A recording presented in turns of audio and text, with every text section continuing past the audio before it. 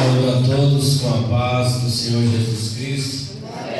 Nós agradecemos ao nosso Deus pela oportunidade de nós estarmos aqui nesta manhã, após uma semana de trabalho. Aqui nós estamos para prestar esse culto de adoração ao nosso Deus. Nós sabemos que dentro do cristianismo se fala muito no amor, no perdão, na compaixão, ou seja, se fala da bondade que o cristianismo precisa manifestar-se para as pessoas. E talvez você esteja achando estranho o nosso tema. Não tenha dó de ninguém. É um tema que traz um impacto, em princípio, nos nossos irmãos, mas nós vamos entender ao longo da nossa mensagem. Os irmãos sabem muito bem a história de Saul. Saul, ele foi o primeiro rei de Israel, cujo povo era descendente de Esaú. E nós sabemos que o povo de Deus foi perseguido pelos amalequitas, muito e muito mesmo. Foram várias e várias perseguições que os amalequitas fizeram com o povo de Deus. E Davi, sendo escolhido pelo povo e aprovado por Deus, mas no sentido de que, se assim o povo queria, então Deus permitiu que Saul então governasse e fosse rei daquele povo. E em princípio, Saul teve até o privilégio de receber o apoio de Deus, pois ele recebeu o Espírito de Deus, segundo a Bíblia Sagrada. E nós encontramos que a Bíblia conta que Saul, ele teve o privilégio de profetizar entre os profetas. Então ele fez grandes coisas boas enquanto o Espírito de Deus estava sobre a vida dele. Mas quando ele começou a fugir da missão pela qual ele estava, qual era a missão de Saul como rei? Uma das missões era destruir os amalequitas, que era um povo que muito perseguiu Israel. E quando a ordem chegou até Saul, ele teria que destruir o rei Agag, destruir os homens, as mulheres, as crianças e até os animais dos amalequitas. Só que a Bíblia ela mostra que Saul, ele não fez aquilo que Deus determinou. Ele poupou o rei Agag, ele poupou o melhor das ovelhas, e assim ele só destruiu as coisas que eram desprezíveis. E por essa razão, a Bíblia disse que Deus rejeitou a Saul, porque ele não cumpriu com a missão que estava imposta a ele. E a nossa reflexão aqui seria: por que razão Saul não destruiu o rei Agag? Por que razão Saul não destruiu as famílias, não destruiu os animais? Qual foi a razão que levou Saul a não fazer isso? Quem sabe nós podemos dar algumas suposições. Quem sabe Saul teve dó de destruir as pessoas, o rei. Quem sabe Saul teve dó de olhar ali para aquelas ovelhas, para aquelas vacas bonitas, e Saul teve dó, porque a Bíblia diz que ele só destruiu as coisas desprezíveis que não tinham valor. Então nós podemos fazer algumas reflexões e pensarem que essa poderia ser uma das razões pelas quais Saul não destruiu aquilo que Deus havia lhe determinado. No entanto, para que Saul ele pudesse fazer aquilo que Deus lhe determinara, Saul precisava de agir com justiça. E quando a justiça entra, ela não pode ser acompanhada do amor, porque você vai fazer a justiça. E o que é justiça? É dar a cada um aquilo que lhe é devido. Nós voltamos atrás e vamos fazer algumas reflexões. Talvez você e eu possa ter questionado algumas coisas que nós vemos na Bíblia Sagrada, como por exemplo, quando a arca estava tombando, vai duas pessoas lá e apoia a arca, e Deus não aprovou aquilo, e aquelas duas pessoas foram destruídas. Mas existe uma razão para isso. A arca tinha algo importante dentro dela, e a arca não poderia ser carregada por qualquer pessoa. Estava dentro da hierarquia, dentro dos ensinamentos de Deus, e nós às vezes podemos questionar essa questão. Por outro lado, nós encontramos outro assunto na Bíblia, quando alguns jovens chamaram o profeta de calvo. Diz que veio um animal feroz lá do mato, quem sabe uma onça, e devorou aqueles jovens. Poderia nós questionar, mas só porque chamou o profeta de calvo, Deus envia lá uma onça para destruir aqueles jovens? Sim, o profeta, ele é o ungido do Senhor. Ele precisa de ser respeitado, ele precisa de ser honrado. E por essa razão, Davi, quando teve oportunidade de tocar em Saul, que era rei, ele disse: eu não tocarei no ungido do Senhor. Então, algumas considerações nós precisamos de fazer, para nós não questionarmos algumas coisas que acontecem na Bíblia. Por outro lado, nós vemos a destruição dos antediluvianos. Deus precisa de agir com justiça, e Ele diz: não contenderei o meu espírito com os homens, porque os seus anos serão 120 anos. E Deus então chama Noé para que ele construa uma arca. Noé constrói a arca e entra para dentro. Quais foram as pessoas salvas por Deus? Noé e a sua família. No entanto, todas as outras pessoas, homens, mulheres, crianças, pereceram.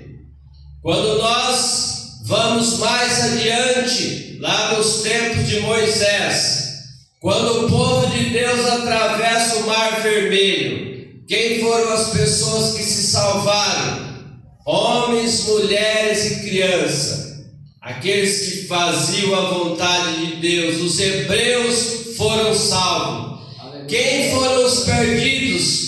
Quem foram levados pelas águas? Todos os ímpios, inclusive as crianças.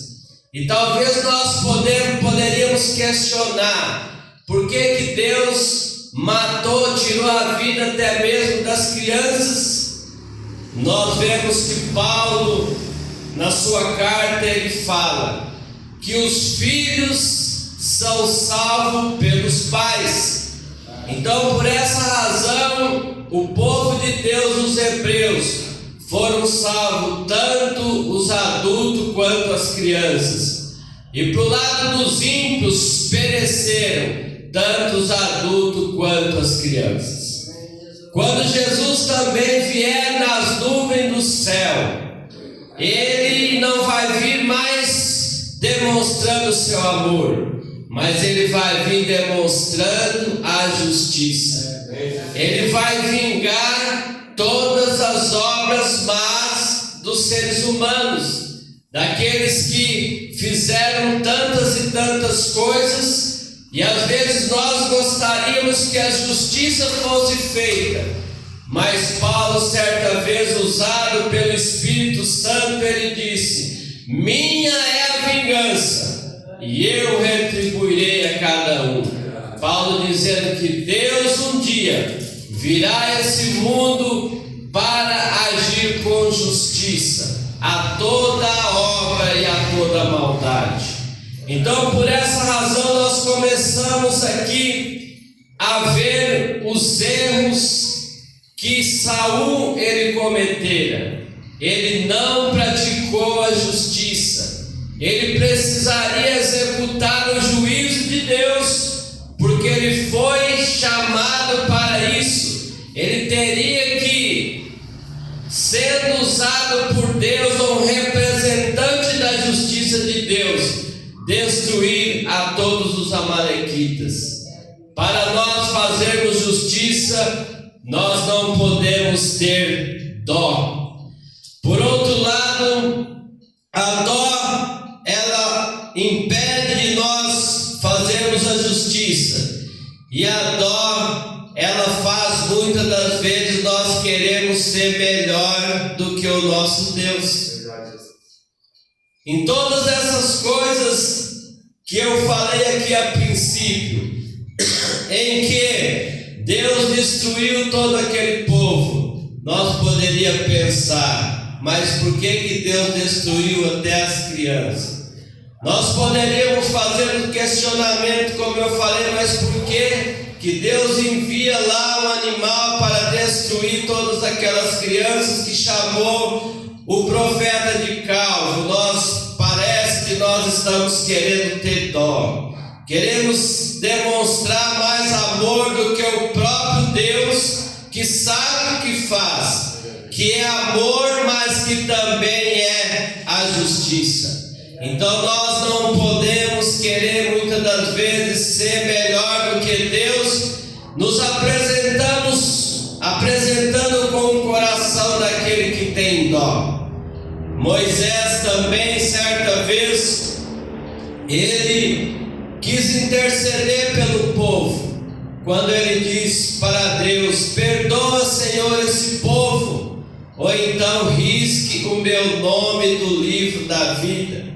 E Deus então disse para Moisés: eu não riscarei o seu nome do livro da vida, riscarei-se o nome daqueles que praticaram a impiedade, que pecaram. Então, amados, Deus ele age com justiça, e ele age de acordo com a palavra, com o que está escrito aqui. Toda a humanidade ele tem acesso à Bíblia Sagrada, e a lei que é para um é para todos. Em Eclesiastes está escrito: de tudo que se tem ouvido, o fim é: teme a Deus e guarde os seus mandamentos, porque esse é o dever de todo homem. Então nós precisamos de tomar muito cuidado para nós não agirmos por essa emoção, desse sentimento de dó. Nós observamos que Samuel, aquele que quando Deus pediu para que ungisse Saul, Samuel foi e ungiu a Saul.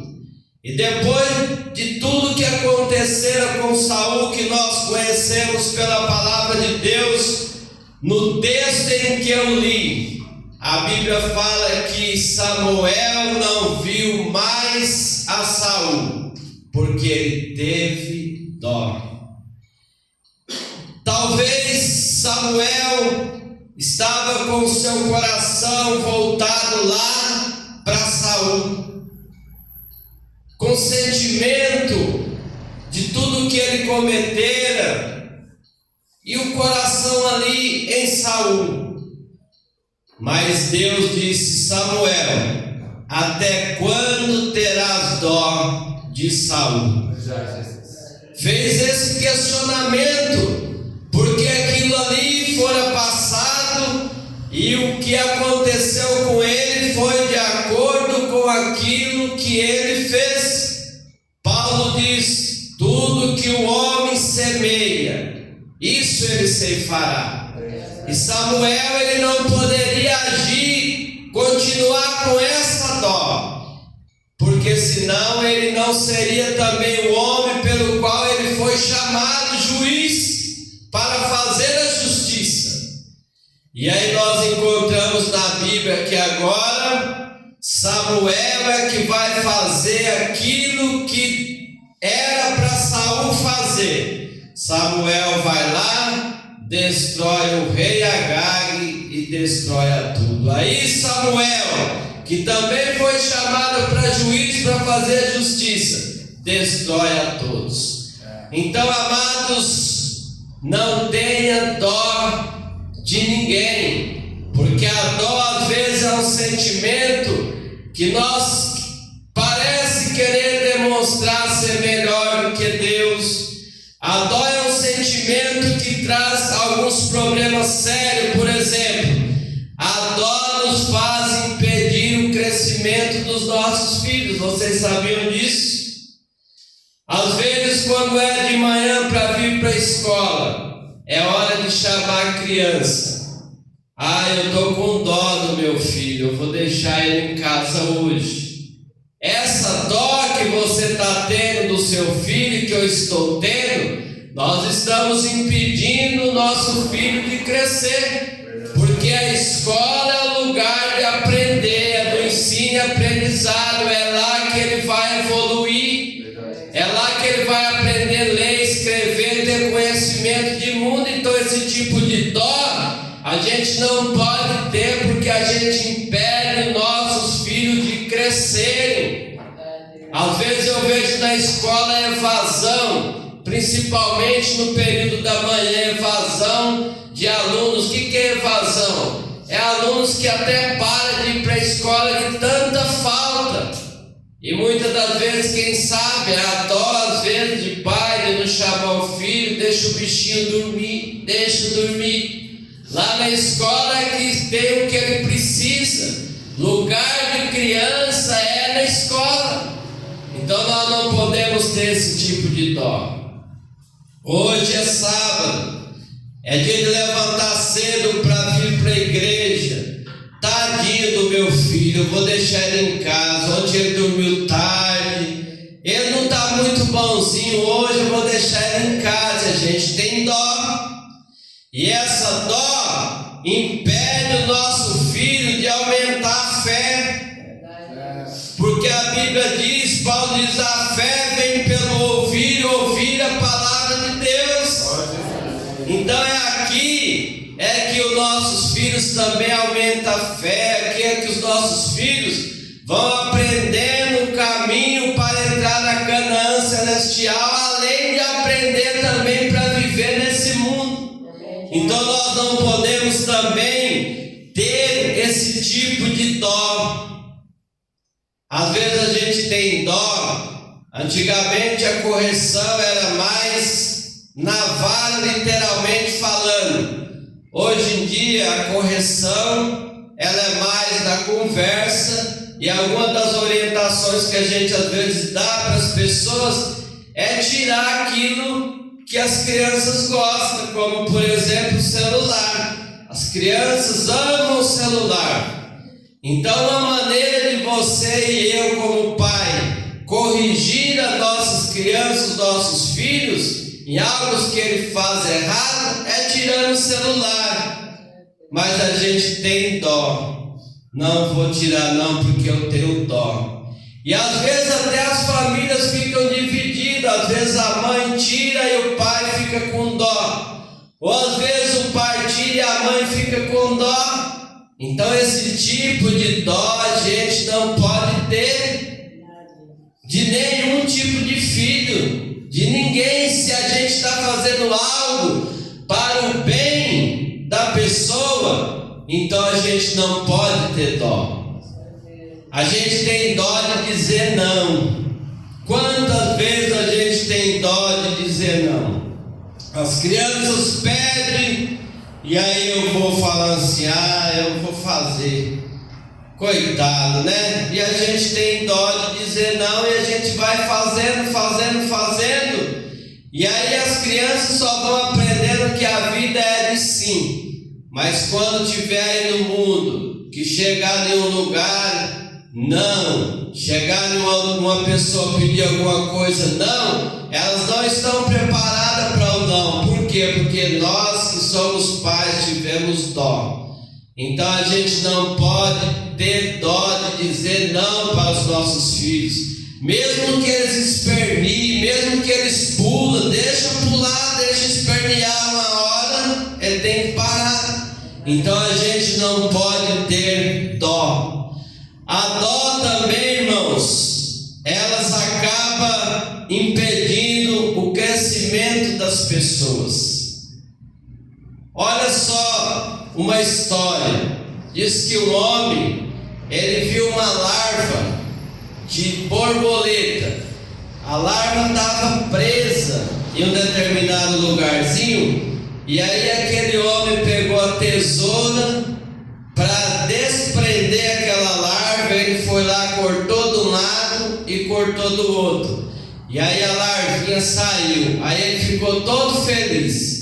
Ele cortou as duas laterais, porque a borboleta, ou seja, a larva, em princípio, ela estava presa, e ele ficou com dó e foi lá e cortou.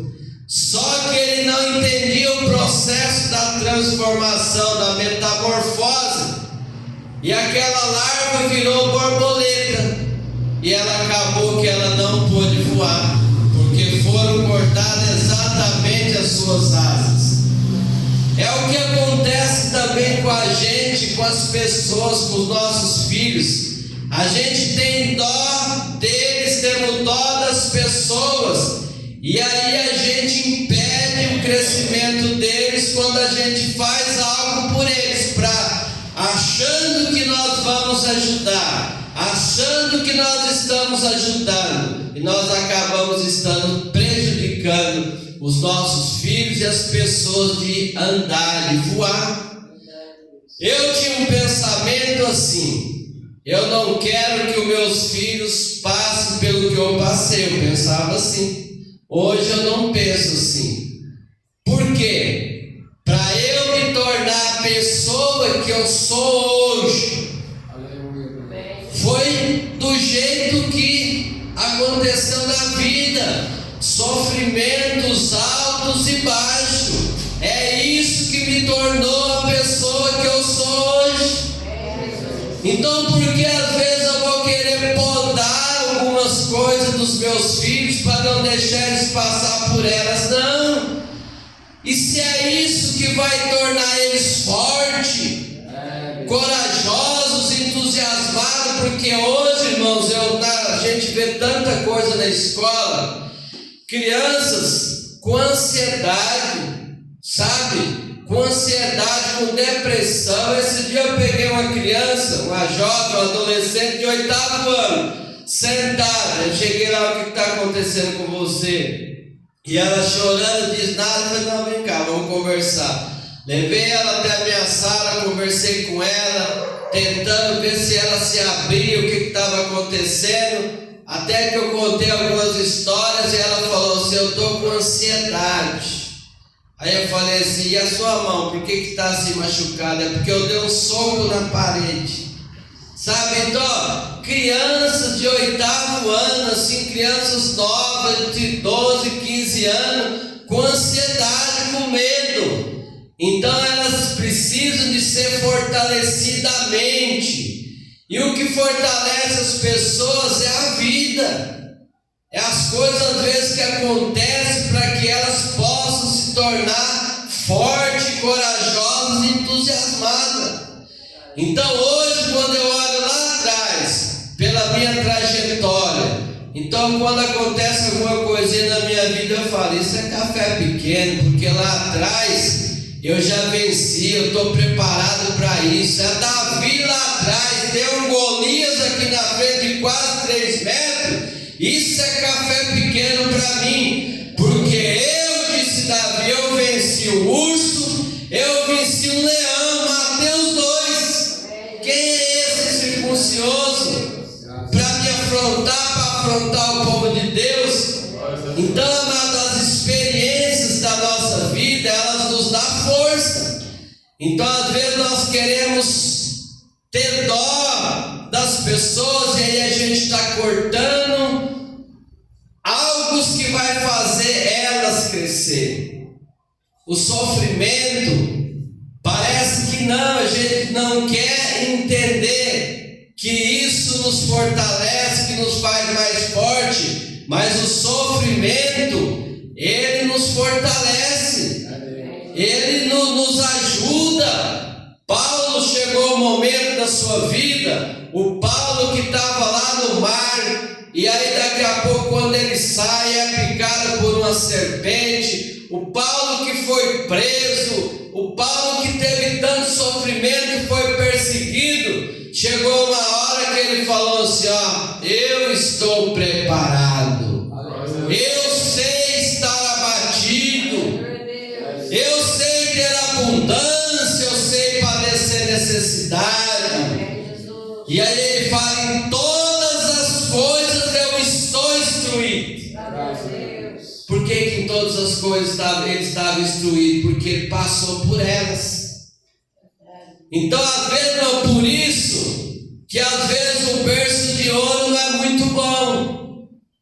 Porque o berço de ouro você já começa às vezes já lá em cima.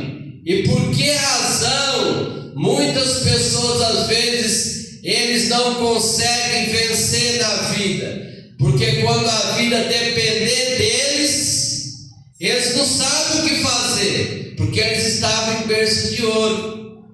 Agora, quando você começa lá de baixo, que você rala, que você trabalha, vai fazendo conquistando as coisas, quando você chega lá em cima, quem começa de baixo e está lá em cima, se ele tiver de voltar para baixo, ele volta tranquilo, porque ele já veio de lá. Por isso que você vê várias pessoas que eles tiveram sucesso, quebraram, e a história conta e deram a volta por cima. Por quê? Porque eles conheciam como que é lá embaixo, e eles sabem como que eles conseguem fazer para subir novamente. Então, amados, você está lá embaixo e subir lá em cima é muito bom. É muito bom, como eu, por exemplo, olho lá atrás, que eu ganhava R$400 e hoje eu tenho um salário para mim magnífico. Isso é muito bom, entendeu? De baixo para cima sempre é muito bom. Então a gente tem que entender que a vida ela tem que ser do jeito que é. Ela não pode ser maquiada, ela não pode ser falseada, não, ela tem que ser do jeito que é. Do jeito que o Guimarães Rosa diz, a vida é assim. Uma hora está quente, outra hora está frio, uma hora perto, outra hora frouxa. E o que ela quer de nós é coragem. Isso que ela quer de nós. E o próprio Paulo, eu já falei, Paulo fala dos dois lados da vida. Quando ele diz, eu sei padecer necessidade, sei ter abundância. Então a gente tem que saber os dois lados da vida. Então por isso que a gente tem que entender isso. Não tenha dó de ninguém, porque se você tiver dó, você vai fazer que nem aquele homem fez lá com a borboleta, ela nunca mais voou, porque ele teve dó dela. Se você tiver dó, você vai fazer com que o seu filho fique amarrado, não cresça, não desenvolva, porque você teve dó do seu filho. Então a gente não pode ter dó. Deus, conforme eu falei para os irmãos, Deus, ele poderia até às vezes pensar assim, porque existe algumas coisas que acontecem na nossa vida alguns tipos de perseguição que é permissão de Deus, outros que é até por Deus. E Deus poderia falar assim: eu tenho dó dele, eu não vou deixar ele passar por isso não. Mas Deus não tem dó não. Se for para o seu bem, Deus vai permitir, ou Deus vai fazer com que alguma coisa aconteça para você sair do seu conforto. Que às vezes a gente está no conforto, Deus quer tirar a gente daqui e jogar lá em algum lugar. Aí Deus vai e pega José do Egito, só para exemplificar. Vai para a cova, é vendido lá para os ismaelitas, vai preso, vai para tanto lugar, e aí se torna governador do Egito. E aí os irmãos dele ficaram todos intrigados, e a gente entende que isso foi por causa de uma coisa que Deus quis que assim fosse, e que Deus não teve dó de José, porque sabia que aquilo era para o bem dele, mas Deus foi com José. Isso é importante. O próprio José diz assim para os irmãos dele: vocês não ficam tristes, não se preocupe, tudo isso que aconteceu foi Deus quem fez tudo isso. Então, amados, é dessa maneira. Se é para o nosso bem, que assim seja. Se é para nós crescer, que assim seja. Davi diz assim: foi bom, Senhor, ter me afligido, para que eu aprendesse os seus estatutos. Então, amados, Deus, como nosso Pai eterno, Ele poderia ter dó de nós e nos poupar de tantas coisas, mas tem hora que Ele mesmo faz porque precisa, né? O que diz lá: eu repreendo e castigo tantos quanto eu amo. É preciso, eu vou fazer isso, eu não posso ter dó.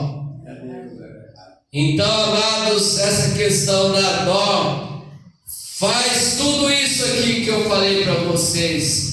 Com a dó a gente não pratica a justiça. Com a dó nós impedimos o crescimento das pessoas. E para ir aqui para o final da nossa mensagem, vamos terminando aqui a nossa mensagem. Vamos trocar a dó pela compaixão. Porque a dó também, às vezes, é um sentimento que a gente tem pelas pessoas, mas a gente também não fez nada por ela. Por exemplo, eu posso falar assim: olha, eu passei ali na rua e vi uma pessoa lá caída, com fome, me deu uma dó, mas o que você fez por ela? Nada. Então, às vezes é uma dó que a gente traz o sentimento para dentro da gente, só que a gente não fez nada por ela. Diferente de compaixão. A compaixão já é um sentimento que você se coloca no lugar do outro e faz por ele. A Bíblia fala sobre Jesus, e Jesus, vendo a multidão, ele teve dó? Não. Jesus, vendo a multidão, ele teve compaixão. E quando ele teve compaixão, o que ele fez? Fez algo por ela. Então a gente, com a compaixão, a gente olha para a pessoa e faz algo por ela. Agora a dó, a gente nunca pode ter. Não tenha dó de ninguém.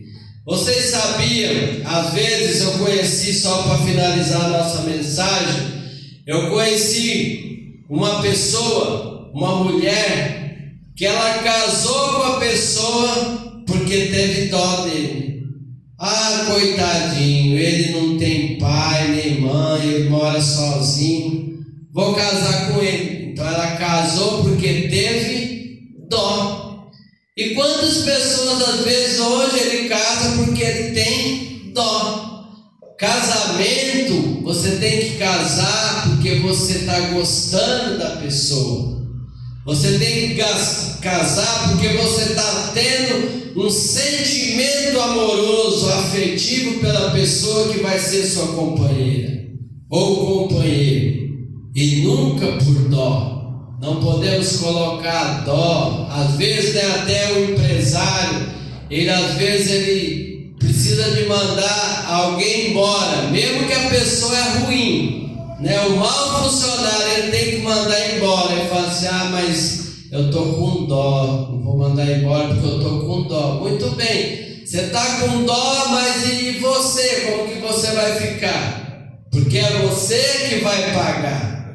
Então, assim, a gente tem que ter as coisas, não é isso? Desde que também não prejudique a gente. Esse dia eu ouvi uma pessoa falar assim: ó, tem uma televisão que custa 3 mil.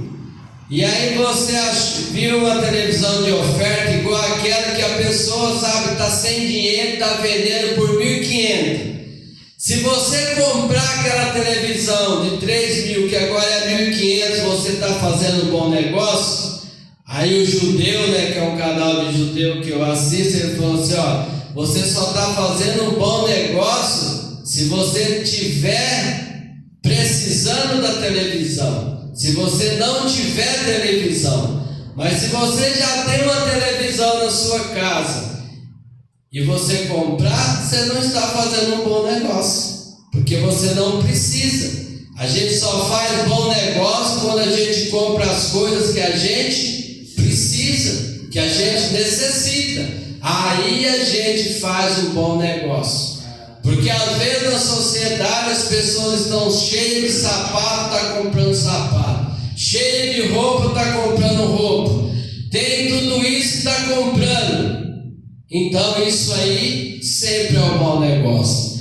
Finalizando aqui, amados irmãos, a nossa mensagem: não tenha dó de ninguém. E a razão, Paulo vai dizer aqui para nós: não vos enganeis, de Deus não se zomba, pois aquilo que o homem semear, isso também ceifará. Porque o que semeia na sua própria carne, da carne colherá a corrupção, mas o que semeia no Espírito, colherá a vida eterna. E o profeta diz: de que se queixa, pois, o homem vivente? Queixa-se cada um dos seus próprios pecados. O Ivan Maia diz: primeiro você escolhe e depois você colhe. O livre-arbítrio, conforme nós estudamos a lição, foi ensinado hoje. As pessoas têm o livre-arbítrio, podem escolher o que quiser das suas vidas. Só que nós não podemos esquecer que nós colheremos do fruto das nossas escolhas. Que Deus assim abençoe grandemente a cada um dos nossos irmãos. Espero que os irmãos tenham entendido o nosso assunto.